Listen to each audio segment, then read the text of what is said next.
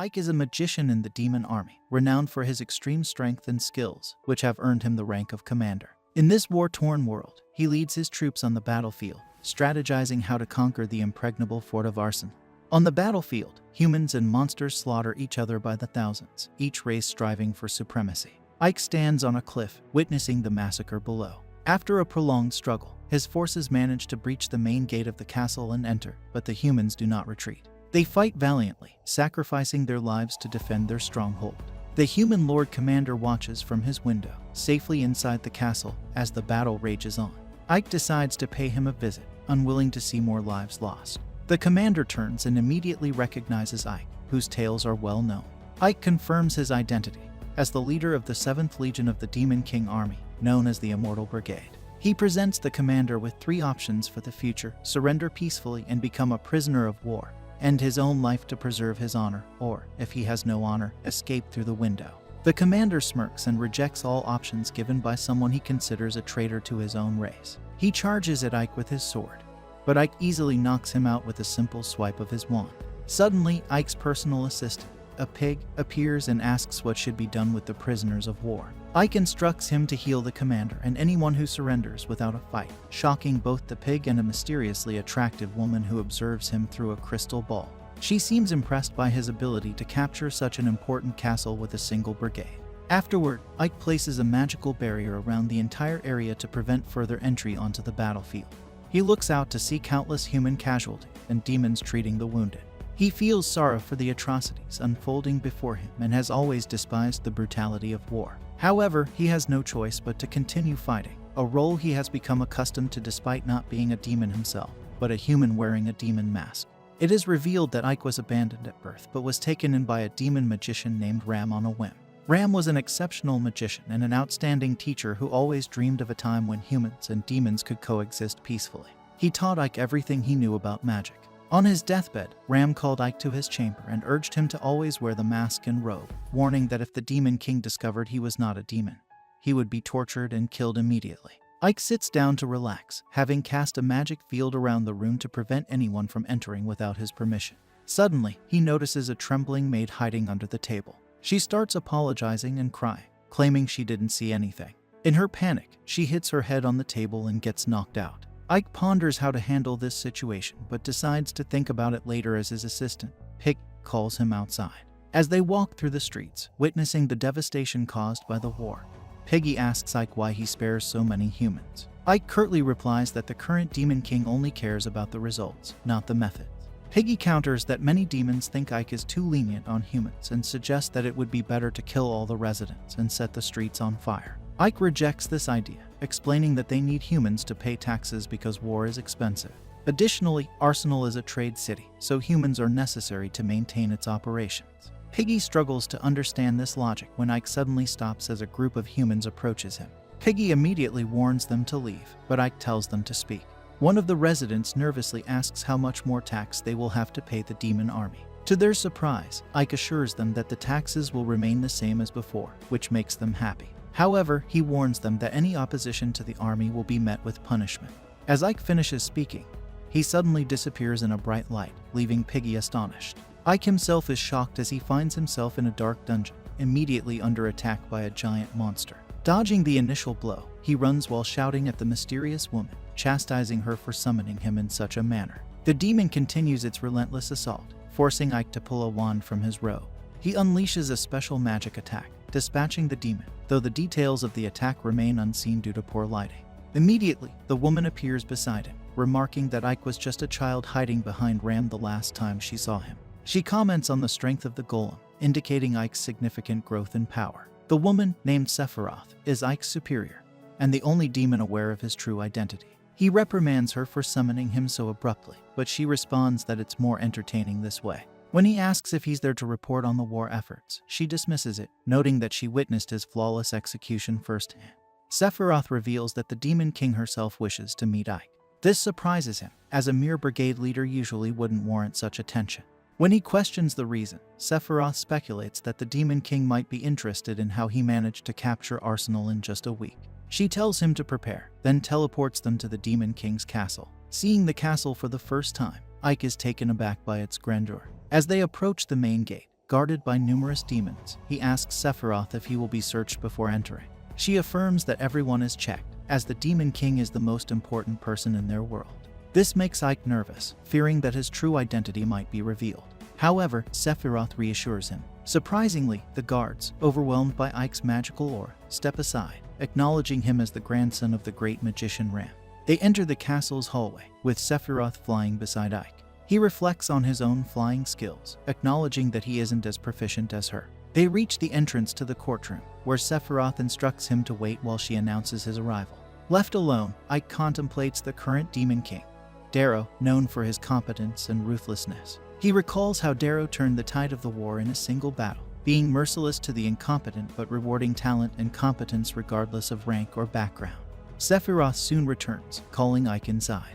Entering the courtroom with his head bowed, Ike is stunned to see a girl seated on the throne. Assuming she must be the Demon King's daughter, he quickly realizes his mistake and bows deeply. The girl, who is indeed the Demon King, praises Ike for capturing Arsenal in just a week. Ike humbly responds, attributing his success to following Sephiroth's orders. Darrow comments on how Ike's humility is reminiscent of a human's, making him realize he needs to adjust his demeanor. Thankfully, Sephiroth intervenes, explaining that Ike is the grandson of Ram, which seems to appease the Demon King. Dai smiles and comments that she can see where Ike gets his battle tactics from, but continues to ask why he is so insistent on ensuring that humans do not die unnecessarily. Ike immediately worries, thinking that perhaps he should have executed a few of them to avoid suspicion, but realizes he cannot bring himself to kill innocent people. He decides to speak up and explains that while humans are terrified of demons, terror does not foster loyalty or efficiency. He asserts that humans will follow a ruler who is competent and can improve their situation regardless of who that ruler is. The Demon King seems impressed by his perspective and instantly teleports in front of him, remarking that he truly is different from other demons. She expresses a desire to see the real face behind his mask before leaving the court. Overwhelmed with relief, Ike falls to the ground, breathing deeply, and tells Seph that such frightening experiences are not good for his heart. Seph encourages him, revealing that Dai has decided to reward him by making him the ruler of the city of Arsenal. Ike is then teleported back to the castle in Arsenal, where he finds the maid sleeping on his chair. Startled, she jumps up and begins apologizing. Ike reassures her that he will not harm her and asks for her name. She identifies herself as 13, explaining that all slaves are given numbers instead of names. She mentions that her real name was Sadie before she became a slave, and Ike decides to call her Sadie. He tells her that since she has already seen his true identity, he cannot let her go free. She leaps onto him, crying, but he calms her down and assures her that he will not kill her. Instead, he tells her that she will be his personal maid from now on, and she immediately agrees. Later that day, Ike surveys the damage done to the city and realizes that the defenses need to be rebuilt quickly, as the city will fall if the humans decide to attack. He asks Piggy how long it will take to rebuild the defense, and Piggy estimates 6 months if they use all the human labor. Ike, knowing this is too long, tells Piggy they have only 1 month to complete the work. Piggy claims this is impossible, but Ike lays out a plan that involves both humans and demons working together. Piggy, astonished, watches as Ike organizes shifts to ensure work is done around the clock. The workers are even given rewards for their efforts, which motivates them to work harder. Piggy realizes that Ike is a true genius, bringing tears of joy to his eyes. He starts to think about how everyone would benefit if Ike became the next Demon King. Next, we witness another army of the Demon King's army launching an assault on Rosaria. They are met with retaliation from human mages, but despite their efforts, the demons manage to break through the city walls. Meanwhile, we see that the guard informs the Demon Lord that the war with Rosaria is going well for the moment, but it seems they're forming an alliance with their neighbors to turn the tide of the war. The Demon Lord states that humans come together in the face of danger, and that she will let Ike handle the matters. The scene then changes to Sadie as she offers tea to Ike and asks if he is tired. Ike firmly replies that he is fine. We then see a high-ranking noble summon the White Rose Knights commander, Alistair, and order her to retake Avalians, as they can't let the other nations continue to take advantage of them. Alistair dons her armor and moves out. The scene shifts to the streets of Rosaria, where a conman sets up a simple game. He challenges passers-by to guess where the ball ends up under the cups, promising to double their money if they win. Among the crowd, Sadie is there, and she picks one of the cups. The conman asks how much she will bet, but Sadie says she doesn't have any money. The conman gets angry and asks her to leave, but after seeing her appearance, he lets her pick. As he is about to lift the cup, a gust of wind suddenly lifts all the cups, revealing that they are empty and the ball is nowhere to be found. The crowd gets angry at the conman for cheating and gives him his due punishment. Ike scolds Sadie for abandoning him, and she apologizes, explaining that she was distracted by the new sights. Noticing his outfit, she is shocked, and Ike explains that he needs to wear something inconspicuous to scout the enemy. They pick up some fruit to eat.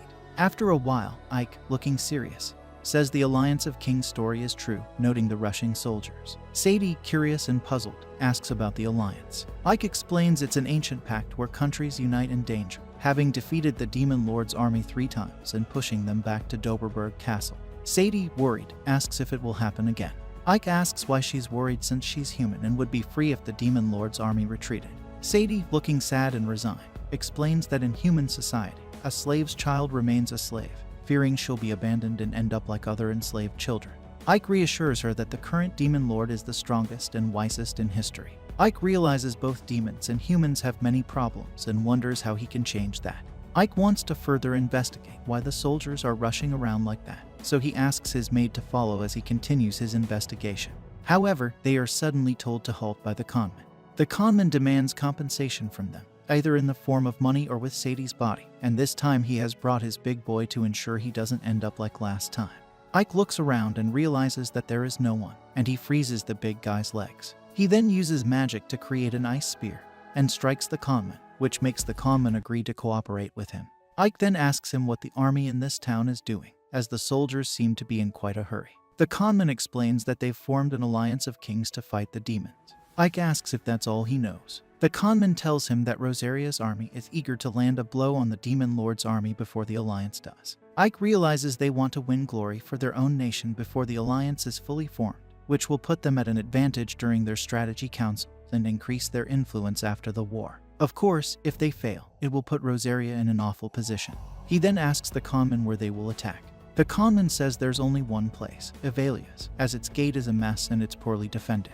After getting his information, Ike walks away, leaving the crooks in that state as they beg to be released. Ike returns to the office to find Lilith waiting impatiently. She complains that she couldn't find him anywhere and gets visibly jealous seeing Sadie with him, demanding to know who she is. Sadie introduces herself as Ike's maid.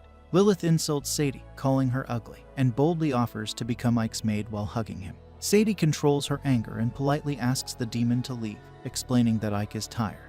Their argument escalates into a tense standoff that even Gyre, the pig, avoids getting involved in, fearing repercussions. Meanwhile, outside of Alias, the White Rose Knights prepare for their attack. Some knights are on edge due to the eerie quietness of the area. Their instincts prove right when demons launch a surprise attack just as Commander Alistair is about to give the signal to fire rocks. The humans are quickly overwhelmed, and Alistair orders a retreat. Ike watches from the safety of the city wall, and Gyre praises Alistair for her decision to retreat. The pig commends Ike for predicting the attack, thanks to his excellent intelligence gathering. Ike tries to downplay his achievement, but suddenly an assassin shoots an arrow into his back, causing him to collapse. News of the White Rose Knight's defeat reaches a high-ranking noble who shows no tolerance for failure and orders Alistair's imprisonment. Despite objections that she's one of their best generals and it will affect morale, the noble insists she take responsibility for the failure or face consequences before their king. Meanwhile, Ike regains consciousness and finds himself bandaged up, surprised to see Sephiroth beside him. She explains she saved his life and healed him completely, leaving no scar from the arrow. He thanks her, but she worries about the implications of no human casualties, fearing it may arouse suspicion from the Demon Lord. Ike shares his goal of fostering coexistence between humans and demons, but Sephiroth warns that achieving peace is difficult amidst ongoing conflict. She advises him to rest, then disappears. Examining the arrow, Ike wonders if someone infiltrated the castle to attack him. Before he can contemplate further, Lilith bursts into the room, overjoyed to find him safe, and hugs him tightly. She expresses concern for his safety and asks about the attack. Ike tries to reassure her, but changes the subject to finding Alistair's location. After learning where Alistair is imprisoned, Ike heads to the prison. Lilith accompanies him, commenting on the intimidating appearance of the prison and insisting she doesn't want him going alone into danger. Ike, annoyed but accepting her presence, arrives at the poorly guarded prison.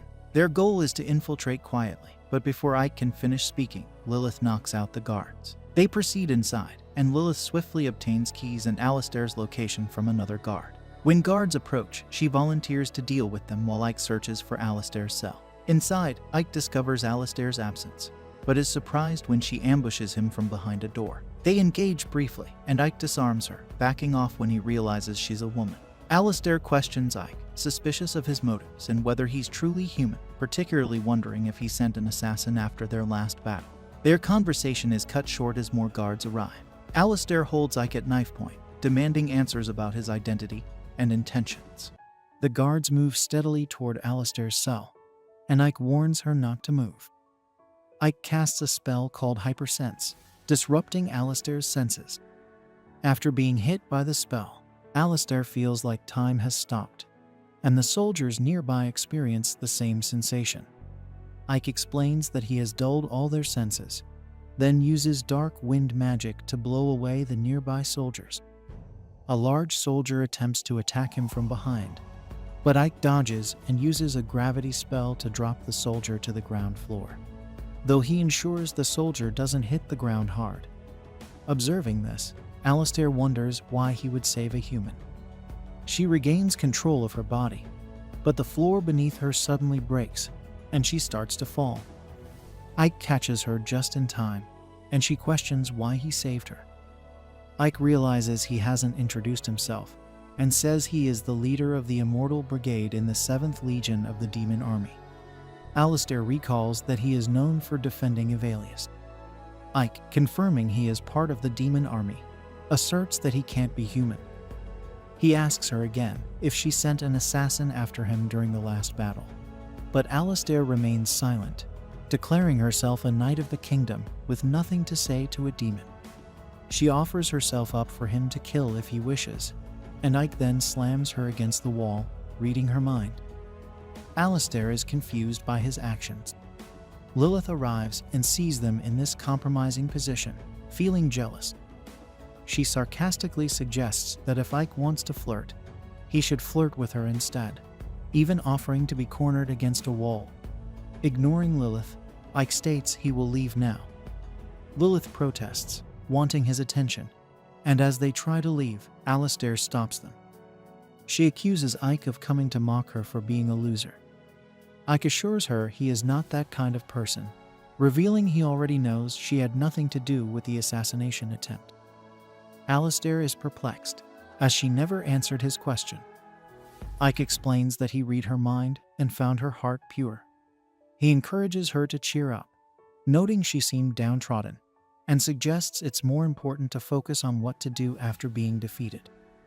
Alistair pretends not to understand, and Ike signals Lilith that they should leave.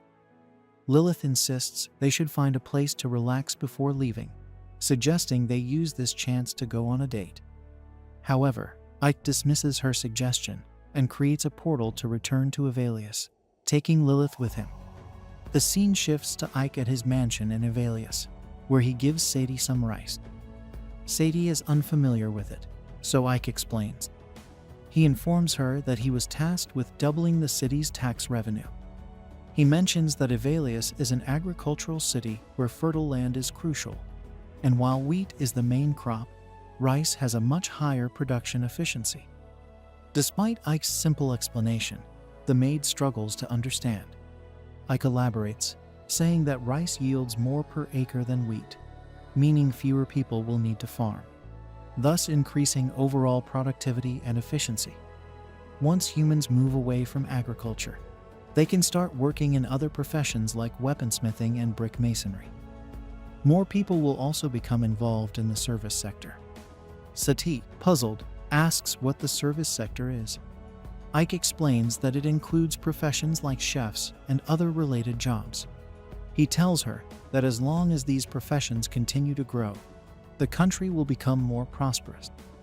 He then asks if Sadie understood everything he explained. It's evident that the confused maid didn't grasp even half of it, so Ike simplifies it by saying that it means everyone will have plenty to eat, and the government will collect a lot of taxes. Hearing this, Sadie exclaims that her master is amazing. Ike then instructs her to start cooking the rice. Sadie, looking troubled, asks how she should cook it. Ike admits he has never cooked rice before and has no idea either.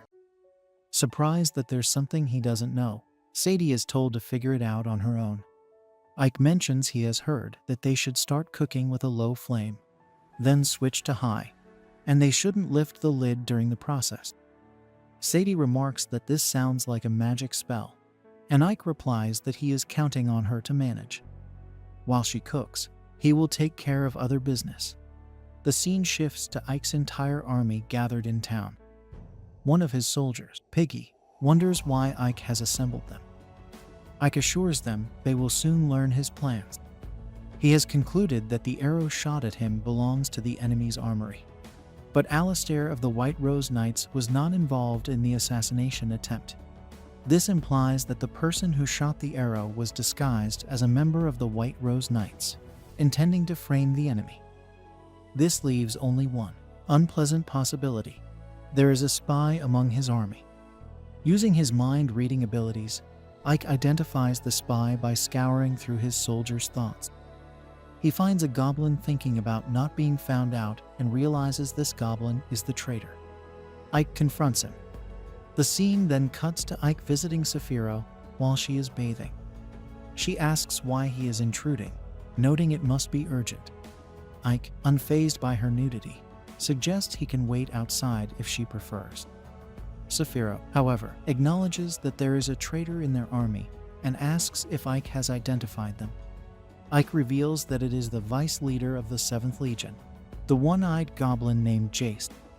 Sapphire isn't surprised, saying she expected him to be the traitor. Ike expresses concern about dealing with Jace, who is smart and experienced in combat. Saphiro, stepping out of the bath, firmly states that the course of action is clear. Jace must pay for his treachery. The scene shifts to Jace discovering that Ike has come to visit their general. Surprised that Ike has fully recovered after recently being shot, he questions the archer, who confirms that he did shoot Ike and that the arrow pierced his chest. Another soldier informs Jace that they have lost contact with their spy in the Immortal Brigade, making it clear that Ike has uncovered their scheme.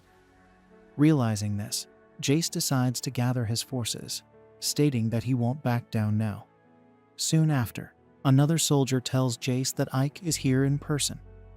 Jace goes to meet him, remarking that Ike should have sent a notice if he planned to visit. Ike replies that he was just dropping by to say hello since he was in the area.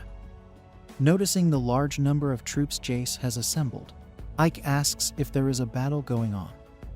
Jace retorts that it is none of Ike's business and reminds him that he governs these lands. He also mentions hearing that Ike was injured in the last battle and advises him to be more careful as a brigade leader. Monsters surround Ike from behind as well. Playing along, Ike admits he was reflecting on his carelessness and should have been more vigilant about traitors. Jace realizes that Ike knows everything and wonders why Ike has come alone, noting that his own troops are twice as powerful as Ike's. Jace claims his soldiers are eager for Ike's blood, and that Ike is naive if he thinks he can defeat them all. Ike is glad all of Jace's troops are present, and suddenly, blazing stones begin to fall from the sky, indiscriminately destroying the town. It's revealed that Saphiro is behind this spell, confident that Ike can handle himself. Ike isn't surprised by her chaos, recalling that he told her reconstruction would be difficult, but she never listens. She uses her forces to attack the remaining soldiers as Ike confronts Jace. He tells Jace to surrender, questioning if he will wait until he loses everything. Jace orders his soldiers to fight Ike, but Ike effortlessly defeats them. Jace tries to escape, cursing Saphiro for ruining his plans. Using a secret route to flee the town, Jace reflects that while he might escape today, the real battle is just beginning. However, before he can get away, a blazing rock almost hits him. Ike catches up to him, revealing that he attached a familiar to Jace earlier. Furious, Jace accuses Ike of ruining his plans, but Ike insists he should surrender, as there is no other option. Refusing to give up, Jace attacks Ike, who defends with magic and counters with wind magic, noting that Jace's scheming has dulled his combat skills. Jace attempts to retaliate, but Ike binds him with magic, declaring that it's over. Jace concedes defeat and tries to flatter Ike, proposing they team up to take over the Demon Lord's army. He criticizes the current demon lord for being too soft on humans and suggests that with Ike's skills and intelligence, they could change the demon army. Ike rejects Jace's offer. In a last-ditch effort, Jace frees one hand to throw a knife at Ike, but Ike dodges and uses hypersense to dull Jace's senses. Ike notes that Jace mentioned having a partner and demands to know who it is. Jace refuses to reveal the identity, and Saphiro arrives, threatening torture to extract the information.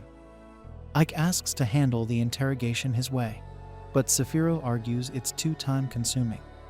Before she can act, Jace is poisoned. Ike attempts to detoxify him, but the poison is too strong. Saphiro points out that Jace has been abandoned and urges him to name his partner, as loyalty no longer matters. Jace finally agrees and reveals the name. Ike feels a pang of pity for Jace, realizing his own capacity for empathy might be a weakness one day. The scene then cuts to the Demon Lord's castle, where Ike and Saphiro report the recent conspiracy.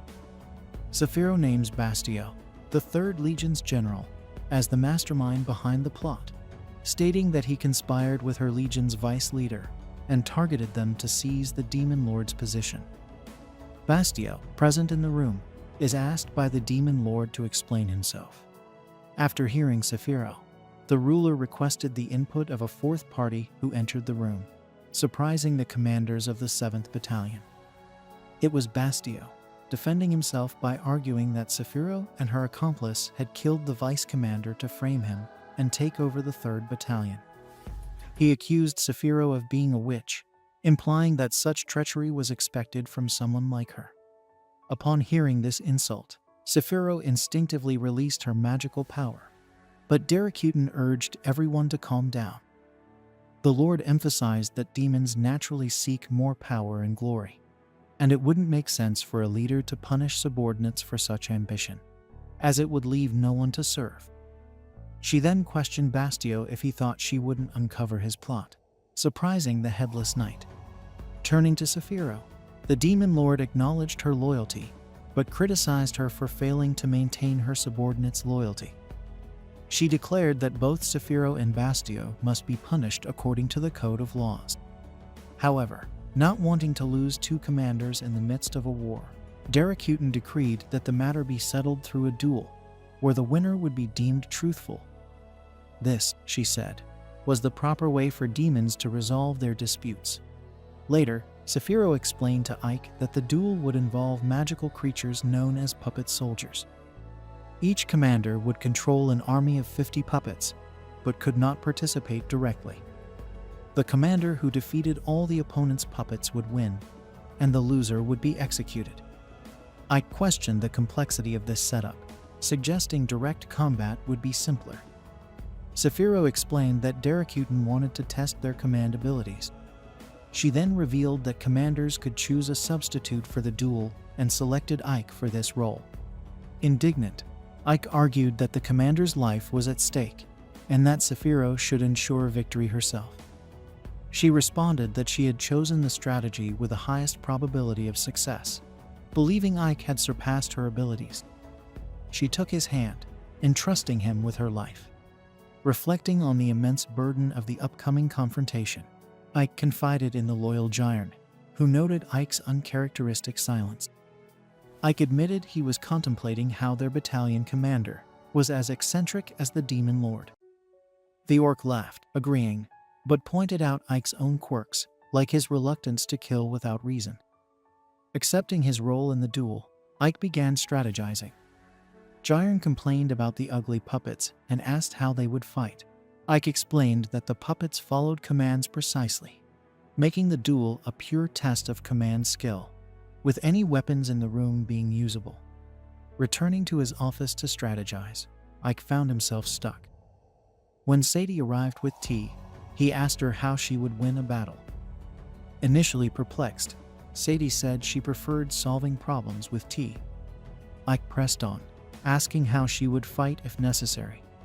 She suggested using a broom for its reach, prompting Ike to agree that long-range attacks were advantageous.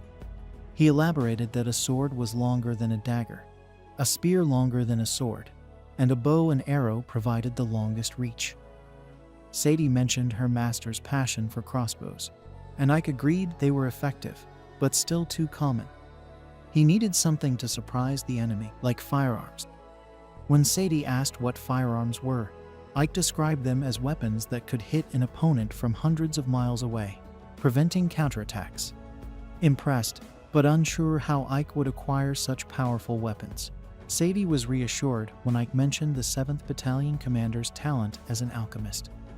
However, upon arriving at Sephiroth's, she admitted there were limits to her abilities.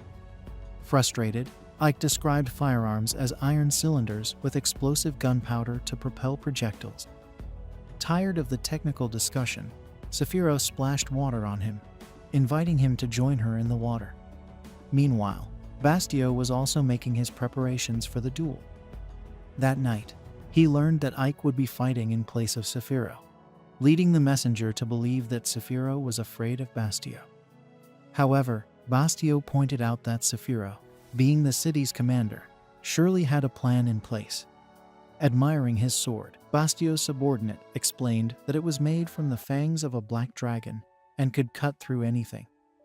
They would have enough swords made for all the puppets. But Bastio wanted more. At that moment, an orc arrived, having completed a mission, and informed Bastio that victory was certain. At the same time, Ike stepped out of the bath after reflecting on his predicament. He couldn't believe that Sephiroth had sent him, knowing her life was at risk. Suddenly, Darakuten appeared and saw Ike without his demon armor, prompting him to bow in desperation. She didn't recognize him without his mask, and ordered him to untie a cloth bundle he was carrying, revealing various firearms. Darakuten called out Ike's name, asking if these were what he was looking for. Ike tried to deny it, but she informed him that there was no need to hide anymore, as Romberg had already told her that he passed all his knowledge and magic to Ike. Incredulous, Ike asked why he wasn't killed before. She revealed that, despite being powerful, no power is enough without the right allies. Darakuten sought people to fight for her, envisioning a world she desired, and she believed Ike was an important addition to her cause.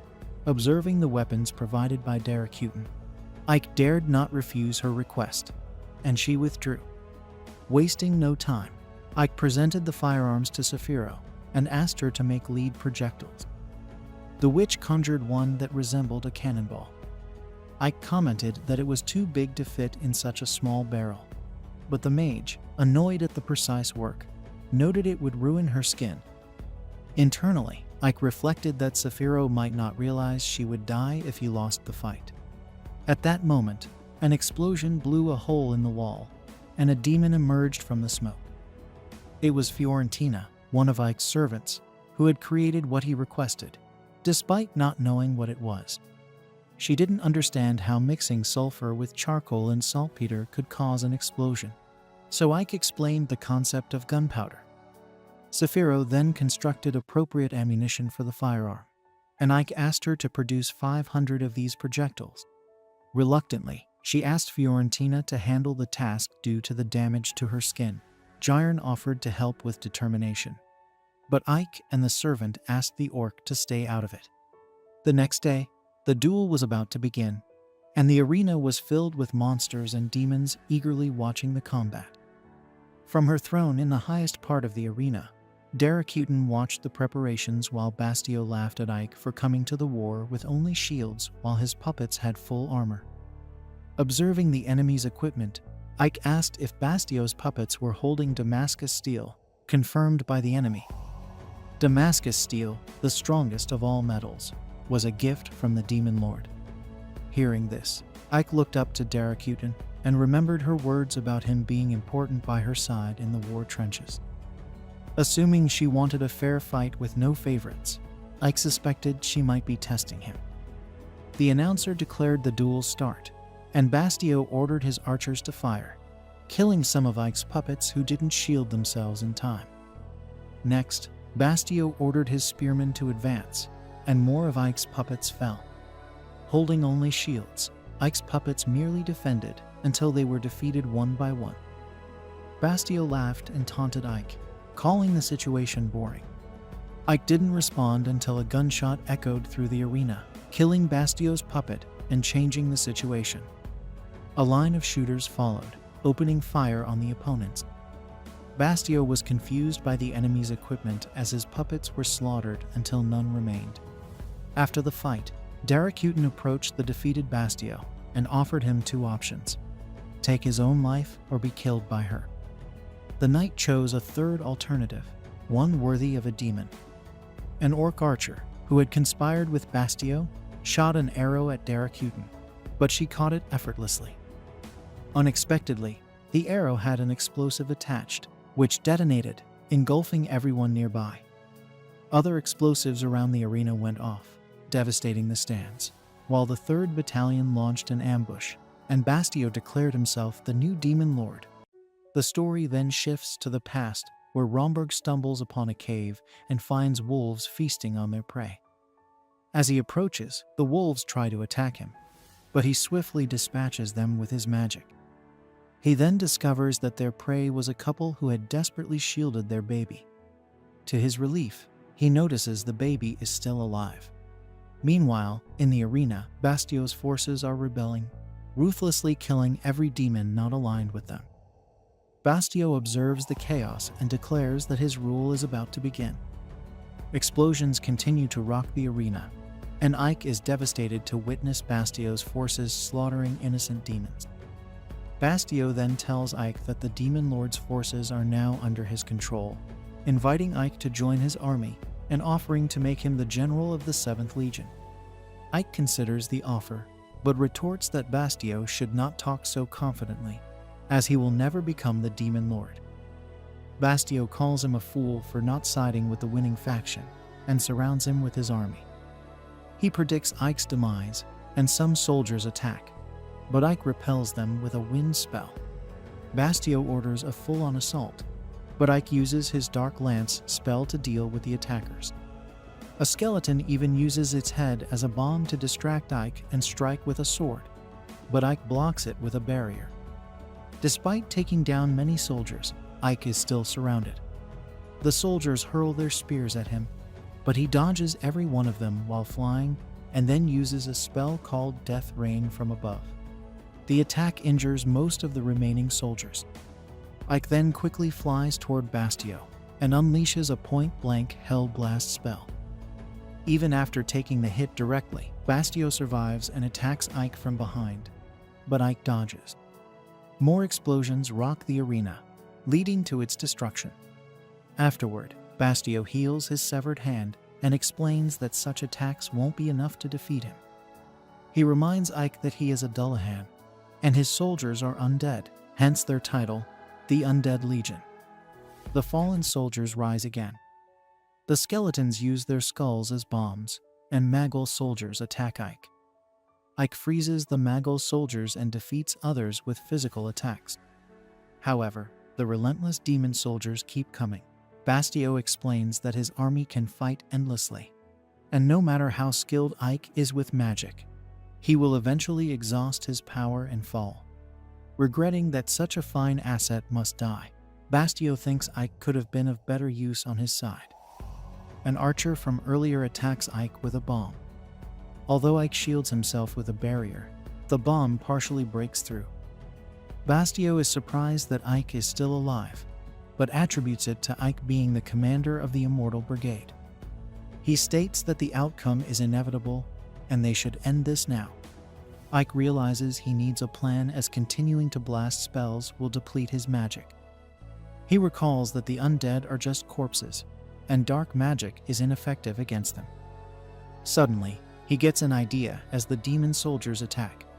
He casts a spell with a golden light, obliterating the attacking demons and those nearby. Bastio is baffled, and archers try to shoot Ike again, but Saphiro severs the archer's hand. Saphiro's army is outside, defeating the rest of Bastio's forces. The Piggy and Lilith are also in the fray, and the soldiers are thrilled to be taken down by Lilith due to her unique fighting style. Saphiro then informs Ike that the rebels outside have been dealt with. Bastio, seeing Saphiro, worries about losing in a 2-on-1 fight. The Demon Lord reassures him to focus on Ike. Bastio, surprised to see Saikyou alive, is offered another chance at survival. She promises to spare his life if he can defeat Ike in a duel. Bastio is taken aback by this. Ike moves toward Bastio, asserting that he can handle him easily. Bastio charges as well, attacking Ike, who defends with a barrier. Bastio strikes repeatedly, claiming to be stronger and blaming the Demon Lord for Ike's situation, mockingly suggesting Ike beg for mercy. Ike then dispels his barrier, leaps to attack Bastio, who counters with a beam. Ike counters with his golden spell, severing Bastio's hand. Saikyou is amazed, realizing Ike is using white magic and wondering how long he has had this ability. She notices the Demon Lord is unsurprised by this development. Bastio charges again, but Ike has a flashback before the attack. In the flashback, a young Ike stares at a withering flower. Romberg approaches, asking what he's doing. After Ike responds with a nonchalant "nothing," Romberg takes him inside to teach him magic. Later, Ike successfully casts a spell and asks Romberg if there's a spell to revive a withered flower. Romberg explains that such a spell exists in the realm of white magic. Ike expresses interest in learning it, but Romberg discourages this, emphasizing that Ike, as a demon, should focus on curse magic. He explains that white magic is challenging for demons as it stems from a heart of mercy, which demons supposedly lack. Romberg, knowing Ike has a human heart, warns him that white magic can be more dangerous than any other weapon. He advises Ike to keep his white magic abilities a secret, and Ike agrees. Back in the present, Ike counters Bastio's charge, breaking Bastio's sword in the process. Ike tells Bastio that aspiring to become the Demon Lord was an ambition far beyond his reach. He declares that he cannot forgive Bastio for sacrificing his subordinates' lives for personal gain and attempting to betray his master. While Ike acknowledges that such actions might be considered acceptable for a demon, he cannot condone them. He emphasizes that a world where one tramples others to reach the top is fundamentally wrong. Bastio, enraged by Ike's audacity, tries to put him in his place, but Ike silences him with a spell, using the white magic known as Holy Light of Destruction. Ike finishes off Bastio, purifying him and leaving behind only his armor. Saikyou then asks Ike if Romberg taught him that magic. Ike confirms, and she expresses relief that he won the duel. Ike realizes that Saikyou had anticipated this outcome from the start, which is why she had him represent her in the duel while she prepared her forces to handle the rebels. Saikyou believes that there shouldn't be any further issues since Ike emerged victorious. However, the Demon Lord points out a significant problem. Bastio's rebellion has left the 3rd Legion without a general, and Ike must take responsibility for this. Confused, Ike listens as she tells him to become the new general of the 3rd Legion. This proposition catches Ike off guard, and the Demon Lord leaves him to ponder the decision. Later, Ike reunites with the soldiers of the Immortal Brigade. The piggy embraces him, crying with relief that he's safe. Lilith, feeling jealous, thinks she should be by Ike's side instead, leading to some playful bickering between them. The scene shifts to Saikyou talking to the Demon Lord, asserting that she should have the authority to manage Ike's appointment since she is his superior. The Demon Lord is surprised by her disapproval of Ike's promotion. Saikyou insists that since Ike is her subordinate, she should oversee his future. The Demon Lord decides they should hear directly from Ike. When Ike enters, the Demon Lord asks if he has made his decision. The scene then cuts to Ike and Saikyou leaving the castle grounds. Saikyou is frustrated, not knowing what transpired between Ike and the Demon Lord. She asks if Ike revealed his true identity to the Demon Lord. Ike, urging her to speak quietly, hints that the entire world could discover his secret if she's not careful. Saikyou then calmly inquires why the Demon Lord wasn't surprised by Ike's actions, wondering about the nature of their relationship. In a flashback to the castle, Ike reported to the Demon Lord that the citizens are finally adjusting to life in Avelius. Initially confused by the idea of living alongside humans, his subordinates have now grown accustomed to it. The humans feel the same, and Avelius has transformed into a peaceful city where humans and demons coexist. The two races work together and support each other in times of need. Ike then revealed to the demon lord that his ultimate goal is the coexistence of humans and demons. Removing his mask, he shared his vision openly. Saikyou, shocked by this revelation, listens as Ike refuses the demon lord's promotion offer. He explains that he still has much to learn from Saikyou. In return, he promises to make Avelius the first city where humans and demons live together in harmony. The demon lord finds this idea quite agreeable. Darrakuten reflects at her window on the meaning of everything she has just heard. Next to her, Ike observes the distant landscape of the city. He governs the following day, excited. He is confident that the soil and climate of Avelia allow them to use the Norfolk system, a farming method that lets them grow various crops without leaving the field vacant. This excites Sadie, knowing she can eat turnips until she's full. Speaking of which, Ike would love for all the inhabitants to be busy building a place where races can live together in harmony. However, this harmony is nothing more than a fairy tale on the front lines of the war between humans and demons, where violence is the only path that opens up before the combatants and the victims of this bloody clash. Away from the incessant conflict, Ike uses his magic to summon rain and revolutionize farming in Avelia. In the past, the most well-known technique was to grow wheat and then let the field rest, creating pasture for the cattle. Now, to avoid leaving the field vacant for so long, they will grow barley, wheat, clover, and turnips simultaneously, always keeping the field occupied. Using this method, humans and demons will never run out of food. With these final words, the citizens of Avelia, who were following the implementation of the Norfolk technique, celebrated around their leader Ike. Later, Sadie serves tea to the governor and congratulates him on becoming the vice commander. Suddenly, Jiren bursts into the leader's office in a panic, calling him by name. Sadie corrects the orc, saying the leader should be addressed by his title. The subordinate apologizes profusely for his lack of decorum and accepts any punishment. Stumbling over his words, the monster finds it curious that Ike refused the position of commander of the Army Corps. Tired of the assistant's random chatter, the mage asks him to get to the point. So Jiren alerts him that the Alliance of Kings started to take action the previous night.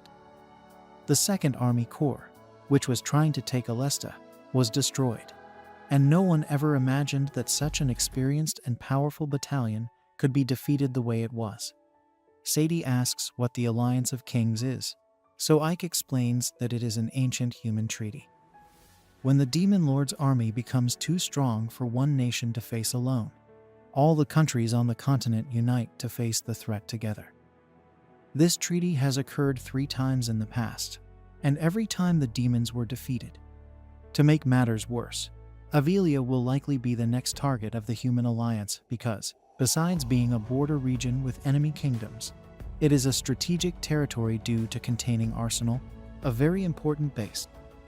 Aware of this, Ike imagines that this union among men can turn the tide in their favor, especially if they retake Arsenal. If this happens, the monster army will be forced to retreat to Doberberg, where the Demon Lord's castle is, and will certainly be cornered. At the same time, Ike's dream of creating a city where both races can live in harmony will go down the drain. To prevent this from happening, the mage assassinates, knowing there is only one way to overcome these overwhelming numbers. Moments later, in a meeting with his 2 commanders, Fiorentina holds a firearm in her hands after discovering that it is impossible to produce this weapon with alchemy, because with just one shot, the weapon breaks. Therefore, there is a clear limit to what alchemy can do in terms of the durability and precision of weaponry. Zephyr questions if they can simply destroy the enemy with magic, but Ike fears that his superior will devastate the entire city, so he prefers to arm the population and organize a defense that does not destroy the defender's home. Regarding this, Fiorentina suggests that they assemble the metal and wood parts one by one to build the rifles. Knowing that these parts are small and intricate, the demon advises seeking the dwarves to provide this service. Zephyr considers the idea, but remembers that this race lost the war against humans, and now wanders the world separately. And this task would require a large number of them. To gather the necessary amount, Ike believes the hope lies in rescuing the dwarf king, who is imprisoned in the kingdom of Isma. The name of this supreme leader is Gunther.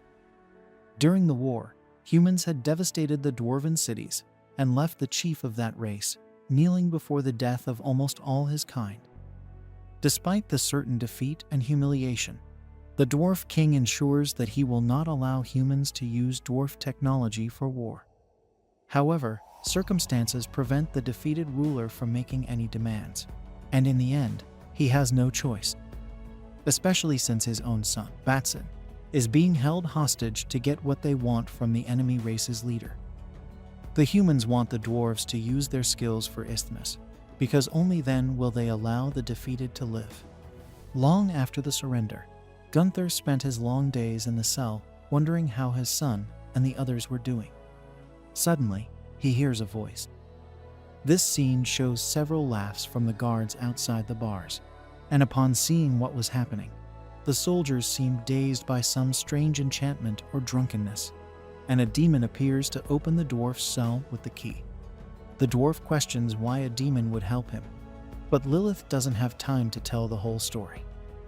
As the rescued insist, she opens the door. On hearing a justification, even aggressively demanding it, the demon casts the same spell on him that she cast on the guards. Jyrn asks what's going on, and Lilith has no fear in replying that she got fed up with the bearded guy screaming in her ear. With that said, she leaves without saying goodbye, while Jyrn ends up stating alone that this guy she knocked out is simply the supreme leader of an entire race. Carrying the rescued one on his shoulders, the orc is relieved not to see guards in the corridors as they escape. On the other hand, Lilith laments not having anyone to play with so far. Jyrn reminds Lilith that their orders are to rescue the prisoner without being noticed. But Lilith doesn't care about orders. Ignoring the orc, she sniffs something strange coming from him, teasing him by saying it smells like pig ugliness, which angers Jyrn. Suddenly, guards spot them in the corridor and attack. Lilith, happy as ever, uses her magic powder to knock them out, while Jyrn remembers they weren't supposed to engage in unnecessary fights. He still doesn't realize Lilith doesn't care about orders and almost cries, threatening to tell their superior everything. Another guard attacks Jyrn, who impulsively punches him, causing the man's head to hit the iron door. Lilith then threatens to report Jyrn, making him beg like a child. At the dungeon exit, they run into a battalion of men. Lilith, having promised Ike not to kill anyone, defeats her enemies her way. Watching from a distance, Ike grumbles that they weren't supposed to be seen, but Lilith isn't good at stealth.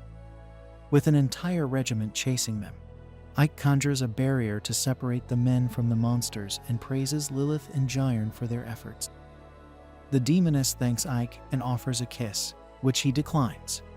Ike then sees Jyrn carrying the dwarf and remarks that's not how a king should be carried. Panicking, Jyrn spins the dwarf to wake him up. The next day, Ike shows Gunther a firearm and asks for more to be produced. Gunther, though believing it's possible, refuses to cooperate, seeing demons as no different from humans in their selfishness.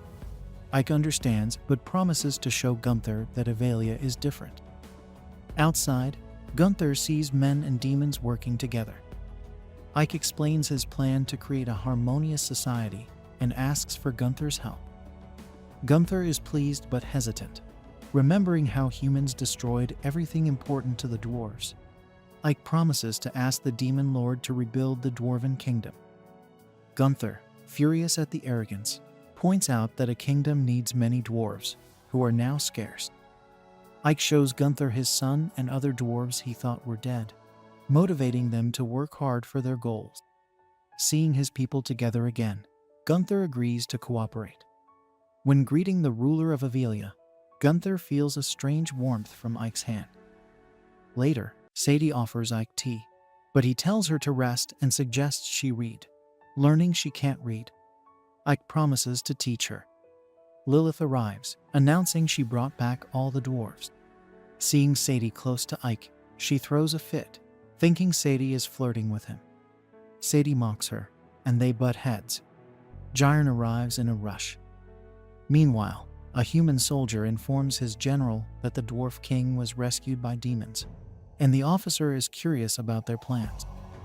Another messenger reports Avelius has about 500 soldiers, but with brigade commander's support, this will likely increase. The general, learning his subordinate's army is 12,000 strong, smiles and announces it's time to act. The next day, Jyrn was climbing a cliff with the grace of a pig, despite his master's encouragement. The servant remarked that it was easy for the mage to talk, because he could use his spells to climb in the blink of an eye. A human on the mission helped Jyrn take the final step to the top, while Ike was pleased that the assistant was getting quality exercise, though Jyrn felt he was losing his mind and a few years of his life in the process. To the orcs' relief, they could see the cave that was today's destination from there. Inside, the mage was delighted to find natural saltpeter. With this resource, combined with the dwarf's talent, they could advance the project of building weapons for the war, potentially turning the tide for Avelius. As days passed, training began for the local forces with firearms in hand. Using war tactics known by the human disguised in the battalion, the goblins fired and amazed Jyrn, who never imagined seeing such powerful shots. The chiefs of these races were impressed to learn that Ike paid the humans of Ivali's to work, which was previously unthinkable, as the only language known in this land was that of slavery. Next, a representative of a gargoyle species appeared in Ike's room. Being an old friend of the commander, the monster insisted on referring to him by his title, but the human preferred to be called by his name, which was also uncommon according to the hierarchical respect rules of any military junta in this world. Officially starting the meeting after the last guest's arrival, Fiorentina announced that Zephyr had left the deputy commander in charge of everything in this battle. The troll agreed with this, while the wolfman commented that Ike had been able to destroy Bastio, which was a significant feat. Therefore, the gargoyle joined the chorus, and the three monster races united with Avelius's trenches against the enemy.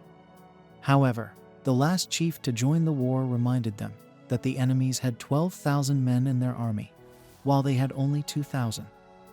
The wolf leader thought it was easy for each fighter to kill 6 enemies, but Ike admitted that not everyone was as skilled as the werewolf brigade, so they needed to devise a strategy that would make a difference in the conflict, given the numerical disadvantage. Speaking of which, the gargoyle recommended attacking the opponents at night, as darkness had been a monstrosity since the beginning of time. But Ike knew the enemies were prepared for this, certainly using light and detection spells to avoid being caught off guard. Considering this, even though the enemy's numbers were absurdly large, the commander believed the fall would be equally significant. Given the enemy's confidence, Ike wanted them to attack, and when the humans' morale was at its peak, Avelia's forces would crush the rival forces with all their might. This had to be done quickly and cleanly to avoid as many casualties as possible for future conflicts. Meanwhile, the humans gathered their massive numbers for a frontal assault. Sadie and Jyrn organized some gear and cleaned the chief's office so he could focus on the strategies to be developed.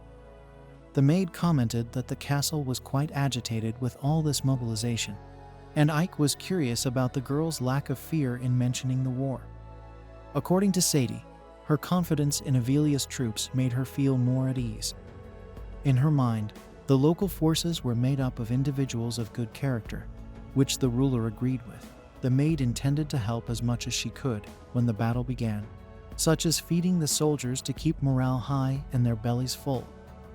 Thanks to the Norfolk system Ike implemented in local agriculture, Ayla was full of provisions and wouldn't struggle when it came to food.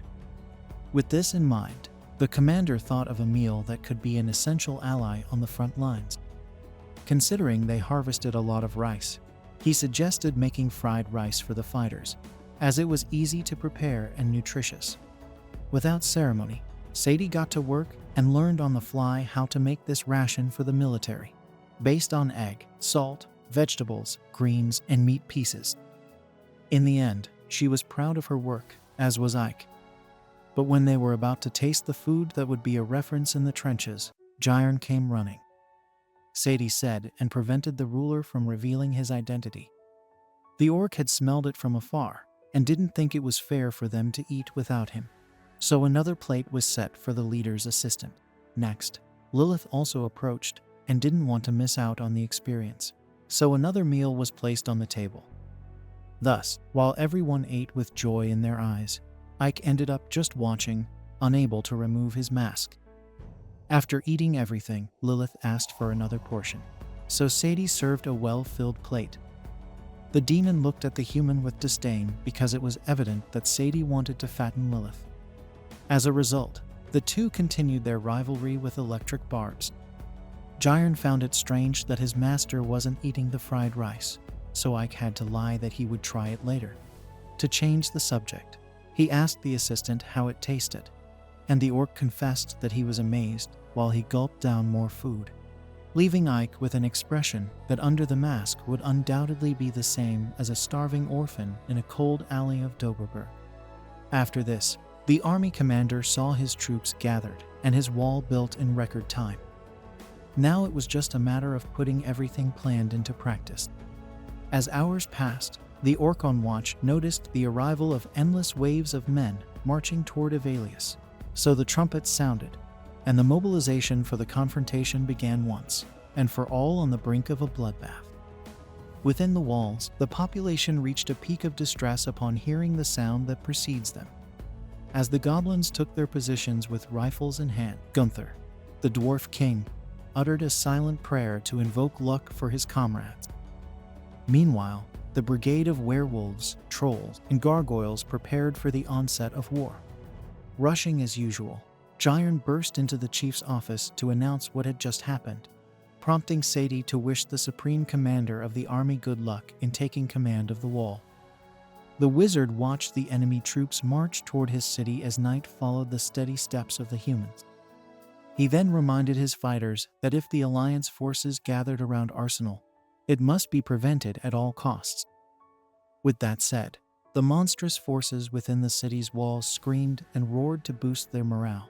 The volume was such that it could be heard by the human general, who, despite this, felt frustrated to see that the resistance of Avelius was much weaker than he had thought. The officer beside him noted that the best warriors from each region were concentrated in the human army at this very moment, practically guaranteeing victory. Among the human machinery, catapults and ballistae were positioned to devastate the enemy wall. Indeed, the men's morale was as high as possible under the circumstances. According to the general, this would not be a war, but an extermination of this horde of monsters. With that, he ordered the massacre to begin. The endless lines of men marched toward the city along with the machinery. They attacked the city, but the magical shield absorbed the damage once more. With this, Ike was pleased that the enemy had taken his bait. Lilith took the opportunity to flirt with the most incredible commander of Doberberg, but he warned her that flattery would get her nowhere, leaving the demoness looking foolish. Regardless, the wizard could not predict the allied army's next move, so all that remained was to wait.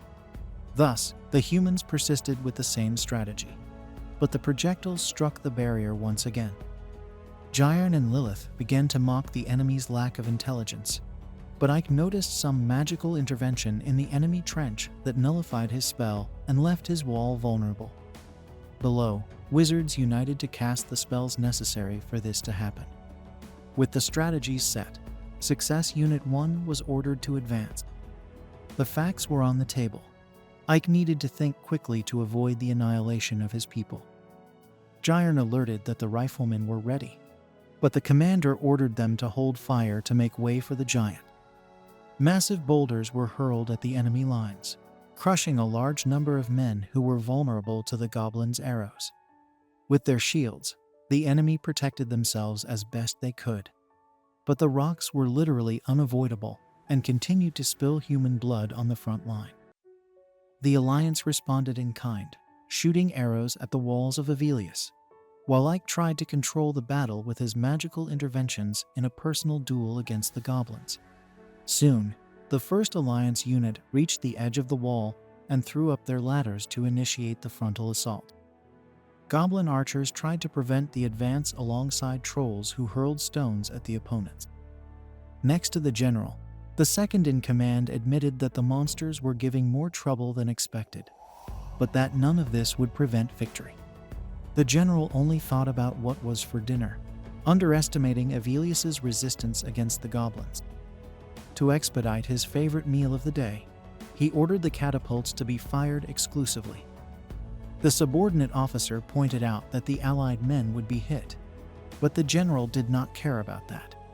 As soon as the order was obeyed, Ike tried to block the impact once again, but his spell was nullified by the enemy wizards. With this, the devastation was widespread, turning the battlefield into total chaos, where monsters, demons, and men were flung into the air by the Supreme Leader's ruthless assault. Fighting for his life, Gyron managed a moment to raise his head and witness the deaths of all those who took the front line of this war, which was becoming increasingly horrifying. Not even the demons approved of such a vile measure to achieve victory. Ike, who once controlled his strategy to prevent the enemy's advance, now gazed at the destruction around him, with all those who worked day after day alongside him to build a more united and strong Avelius now dead at his feet. This sight filled the wizard with rage, while the human general flashed a smile at the success of his deplorable tactic. Even so, there was no time to look back, so the deputy commander of the attack ordered the second unit to advance. Using the breaches in the wall as entry points, the men collided with the resistance forces, orcs who fired in response to the imminent invasion. As the tide increasingly turned in favor of the Alliance, Ike gripped his scepter with growing strength, anger, and fear faced with the real danger of Avelius turning to ruins before his eyes. Meanwhile, Sadie maintained her courage as she tended to the wounded fighters, who were becoming more numerous.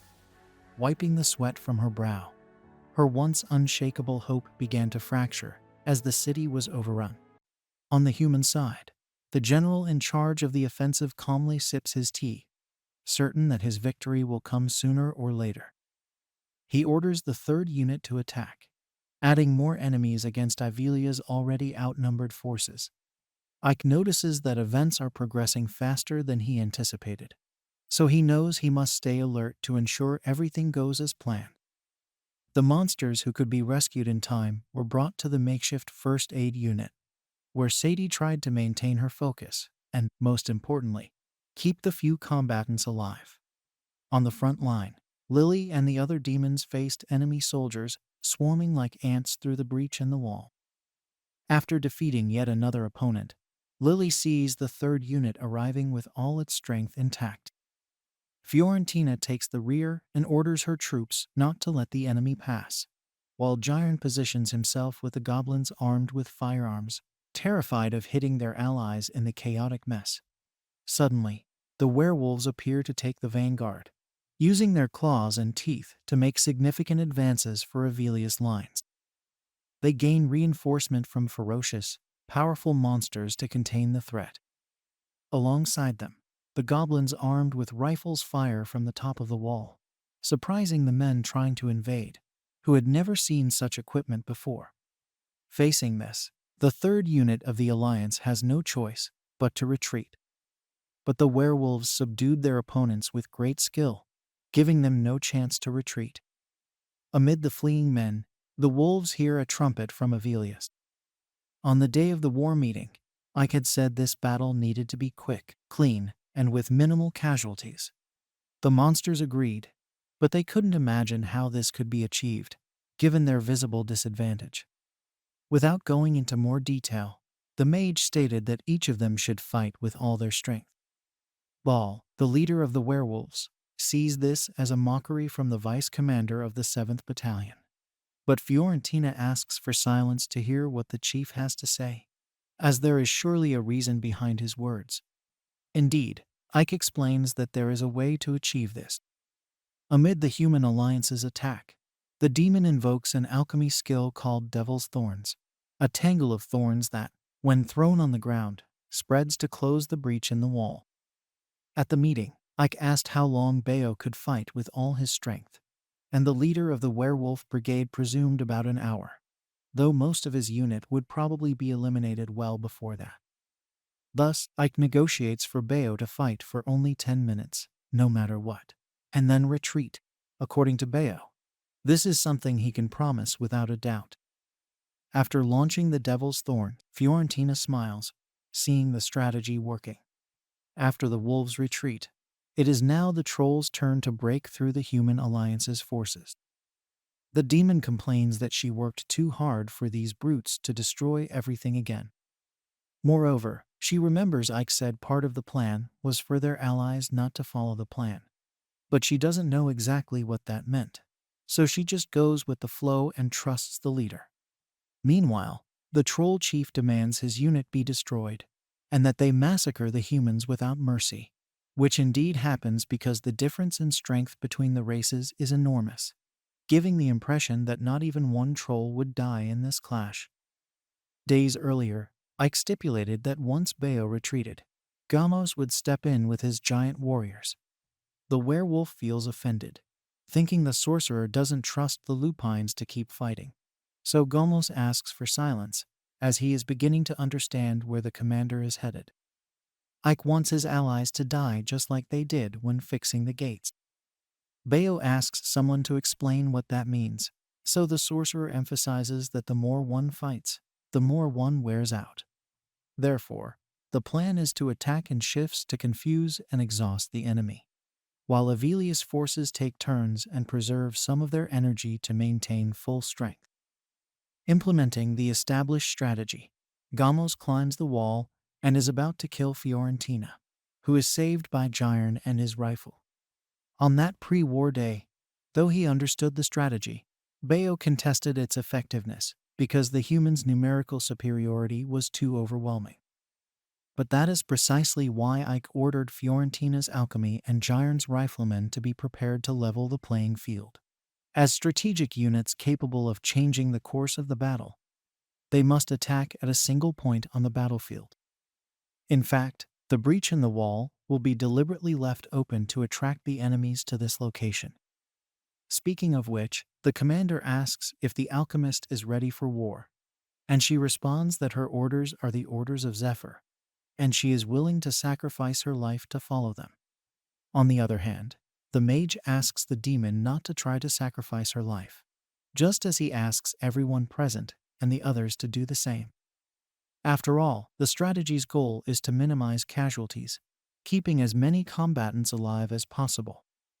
Amid the battle, after seeing the wall rebuilding, the humans prepare the catapults and ballistas to open another breach. But the gargoyles spring into action, throwing stones from the sky to destroy the weapons from a distance. Curious about his role in the battle, the leader of these monsters had heard that he was responsible for destroying the enemy's siege weapons. Ike estimated that the human forces would have 24 soldiers, excluding reserves. Their general, from a noble lineage, is cowardly and prioritizes his well-being over his army.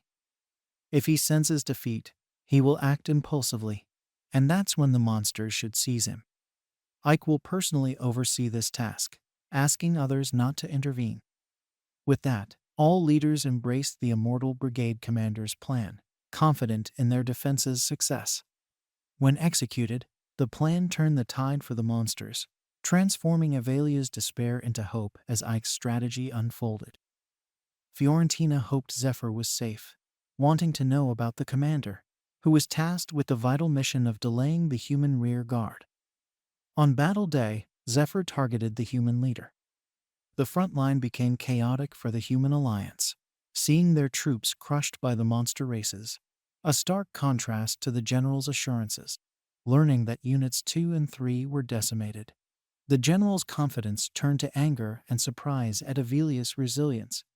Despite advice to retreat, the general ordered an all-out attack, insisting on increasing the ratio to 10-1 or even 20-1. Determined, he joined the troops to boost morale. His deputy relayed the command, and the soldiers prepared, their shouts echoing across Avalia.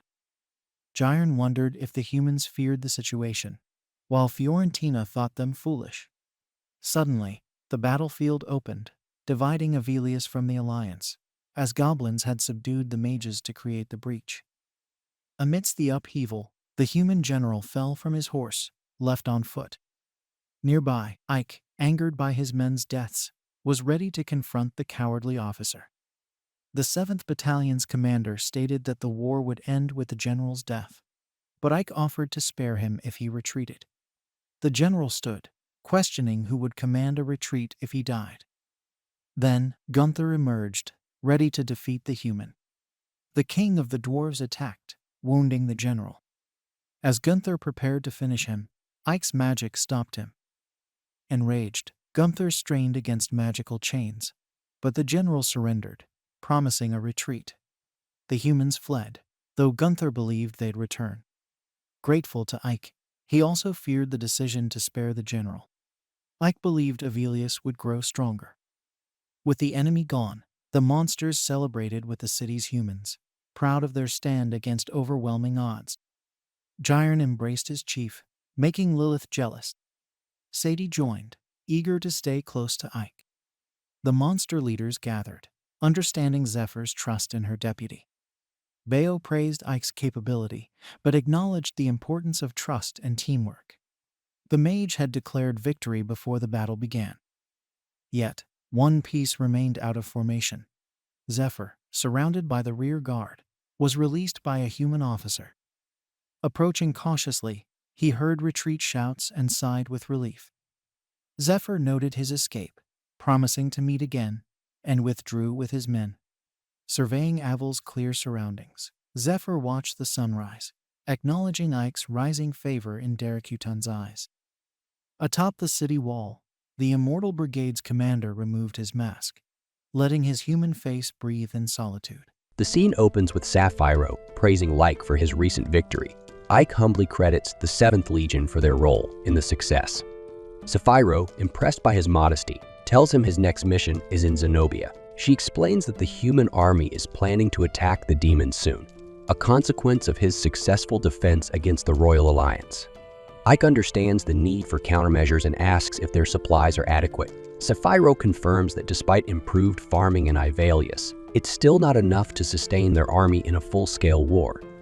To address this, she tasks Ike with negotiating a trade deal with the Federation in Zenobia. Ike realizes she's sending him on yet another difficult mission and wonders if she believes humans can negotiate with demons. Sapphiro confirms this and reassures Lyke that he doesn't need to worry about Ivalius. She will manage it in his absence. The scene then shifts to Piggy and Lilith barging into Ike's office, shocked that he's heading to Zenobia. Piggy insists on accompanying Ike to protect him with his life.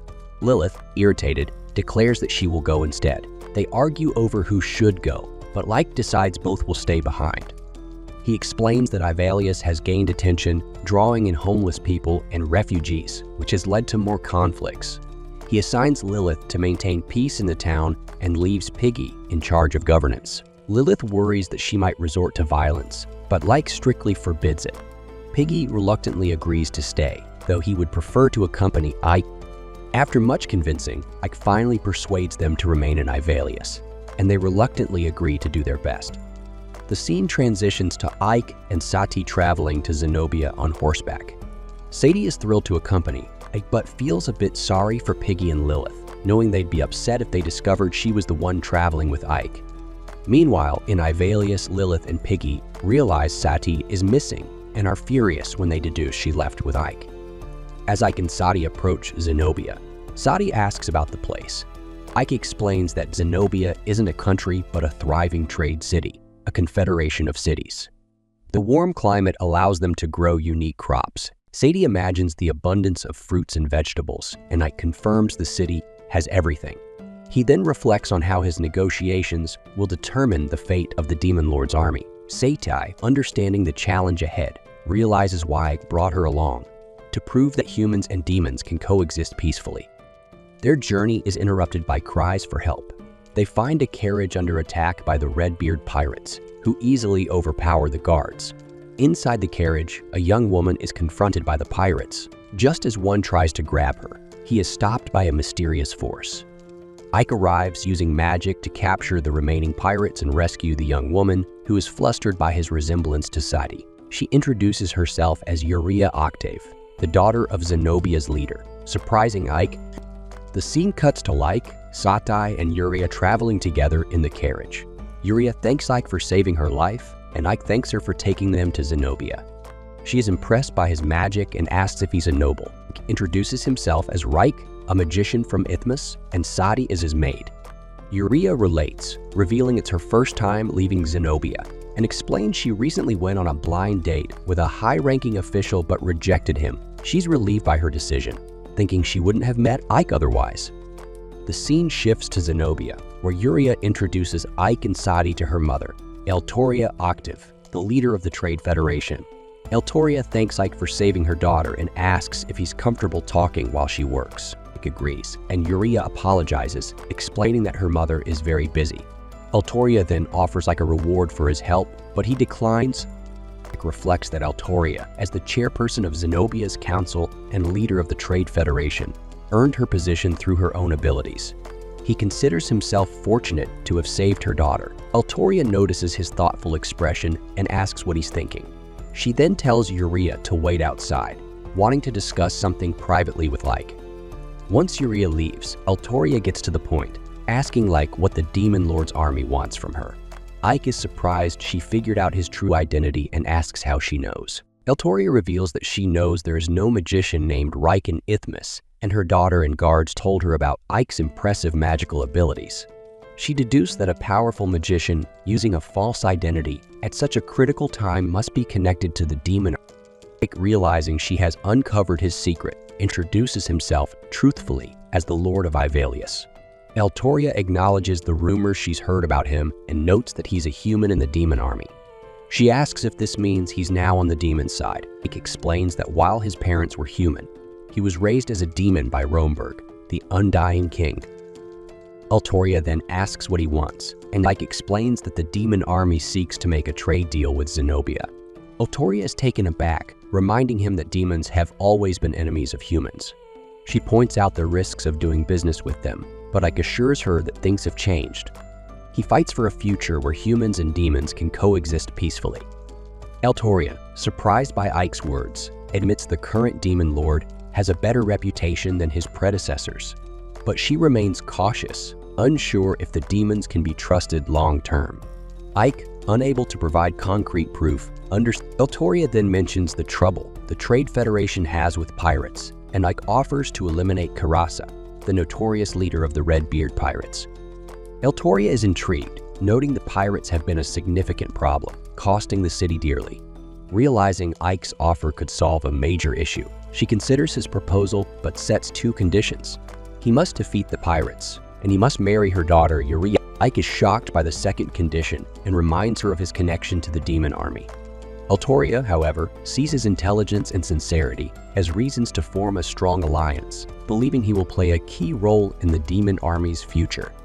Their conversation is interrupted by a guard who reports that the Redbeard pirates are attacking the port. The pirates are raiding the city, taking goods, capturing women, and causing destruction. Eltoria, seeing the urgency, asks Ike if he accepts her condition. Rushes to the scene, where he helps a trapped guard and learns more about the pirate threat. He devises a plan to set a trap for the pirates.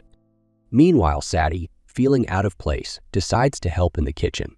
The cooks mistake her for Uriah, but she clarifies she is just a maid. Later, Uriah approaches Ike to discuss their potential marriage. Ike, trying to be considerate, offers to convince Eltoria to call off the arrangement, but Uriah confesses she truly wants to marry him, having fallen in love at first sight. Ike, surprised, tries to gently reason with her, but Uriah's emotions overwhelm her. As Uriah cries, Sati secretly observes, feeling a strange sensation in her chest. Ike notices Sati at the door but finds no one when he checks. Sati, feeling troubled, wanders into town, searching for something to please Ike. Unbeknownst to her, a pirate follows her. When she enters a dark alley, the pirate seizes her and knocks her out. Sadie wakes up surrounded by pirates but pretends to remain unconscious. The pirate who kidnapped her tells the others to move aside, declaring her a gift for their captain.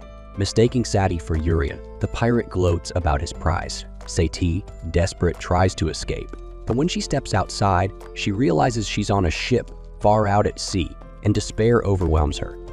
Thanks for watching my recaps. Don't forget to like, share, and subscribe to our channel for more anime recaps.